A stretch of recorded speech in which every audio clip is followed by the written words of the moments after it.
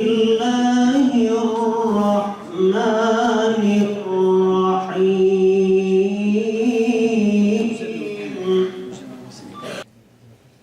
قل أفغير الله أبغي ربا.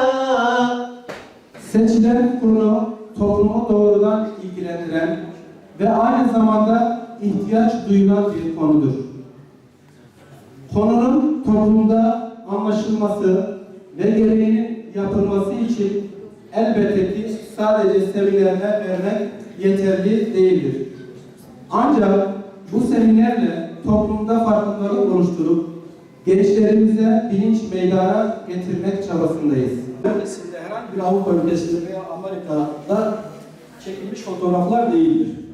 Bu ülkemizde çekilen fotoğraflardır.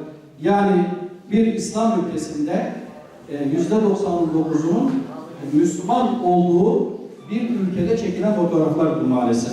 Bakın aziz kardeşlerim, içki ve ona benzer maddeler bu 5 şeyin de düşmanıdır. Madde 5 şeyin düşmanıdır. Bakın aklı giderir. Madde aklı giderir. Madde dine engel olur. Madde malı götürür. Hocam az önce anlattı. Madde malı da götürür. Madde nesli de götürür. Bakın bugün doktorlar diyor. Tıpta da bu vardır. Kısırlığa yol açıyor. Madde bağımlılığı kısırlığa yol açıyor. Ve buna benzer birçok şeyi gideren olur. Bu yüzdendir Rabbimiz ayet-i kerimelerde biz mümin kullarına da bunlar hakkında bilgilendirme yapmıştır. Bakın Rabbimiz birkaç merhalede içkiyi haram kılmış. Ve içkiye benzer olan maddeler de bunun içine girmektedir. Bakın işte bugün insanlık dar bir hayatın içine girmiş. Zor bir hayatın içine girmiş. Maddenin azlığından mı?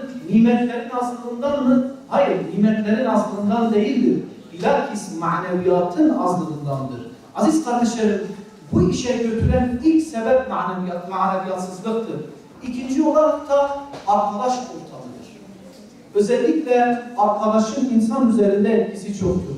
O yüzden bakın Peygamber Aleyhisselatü Vesselam hadis-i şeriflerinde şöyle buyurdular. Er-raculu ala dini halilihi. Kişi kendi dostunun dini üzeredir. فَلْيَنْظُرُ أَحَدُكُمْ مَنْ يُخَالِلُ.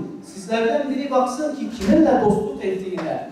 Dostluk ettiğimiz, arkadaşlık yaptığımız kişilerin kim olduğuna çok dikkat etmek lazımdır. Arkadaşlarımız bizleri kötülüklere sürükleyebilir, götürebilir. Üçüncü olarak da özentidir. Bu uyuşturucuya insanı götüren şeylerden bir tanesi de özentidir. Tabi yine uyuşturucuyu bırakmanın yolları vardır. Burası da önemli bir meseledir aziz kardeşlerim. Özellikle uyuşturucuya müptela olan insanların nasıl bırakması gerekir? İlk olarak yapacağımız şey ortam değişikliğidir. Ortam değişikliği en önemli meseledir. Eğer ki ortamda bir değişiklik olmazsa tekrardan o uyuşturucuya müptela olur insan. Bakın aziz kardeşlerim, malumunuz hadis-i şerifte de geçer ya, hadiste adamın biri 99 kişi öldürmüş, daha sonra tövbe etmek ister. Tövbe etmek isteyince sorar birilerine, ona bir rahibi gösterirler, rahibin yanına gider. Rahibe der ki benim için tövbe var mıdır, ben tövbe edebilir miyim? Rahip ona der ki senin için tövbe yoktur. Ve onu da öldürür, 100. yapar. Daha sonra devam eder, yine sorar çevreden, der ki benim için tövbe var mıdır? Ona bir alimi, bir bilgini gösterirler, onun yanına gider. Ve ona sorar, o da der ki seninle Allah'ın arasına kim girebilir?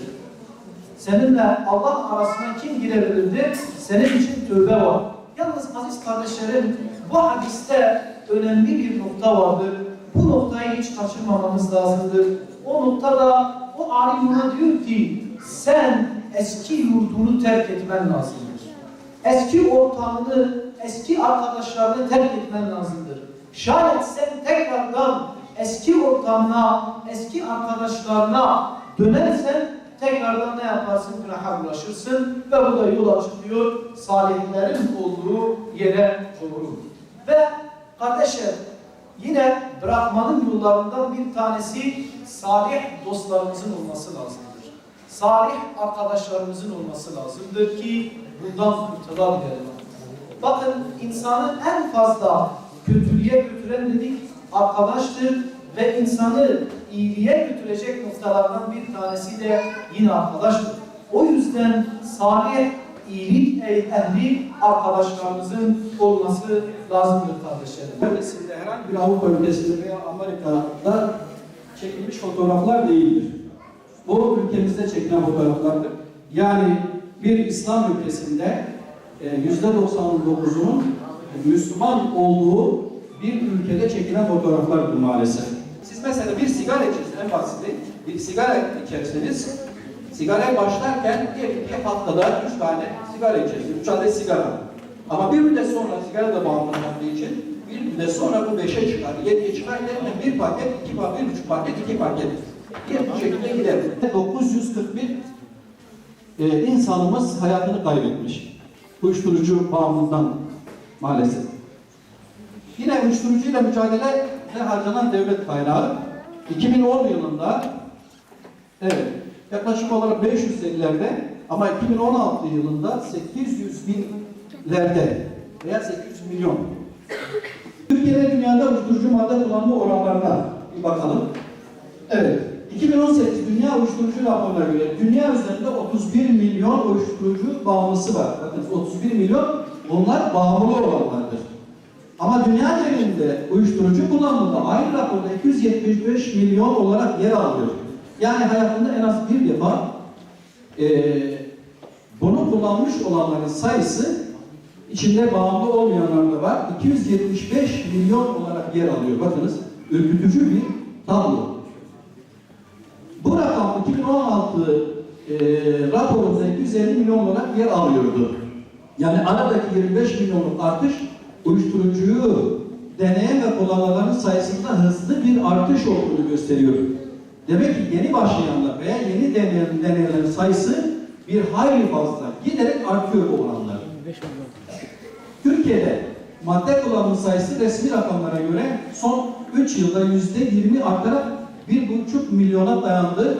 Dediğimiz gibi halkının %99'unun Müslüman olduğu bir ülkede ve dediğimiz gibi yani tamamen sahip olduğumuz değerler, ahlaki değerlerin birer zırh olduğu bir memlekette maalesef bakınız 1,5 milyona dayanmış uyuşturucu kullananların sayısı. Bize nasıl bir tevbe ve hidayet ihsan eyle. Tevbemizi kabul edip bize mağfiret eyle. Hakiki iman edenlerden, yoluna dönen yönelenlerden, emrine kulak verenlerden eyle.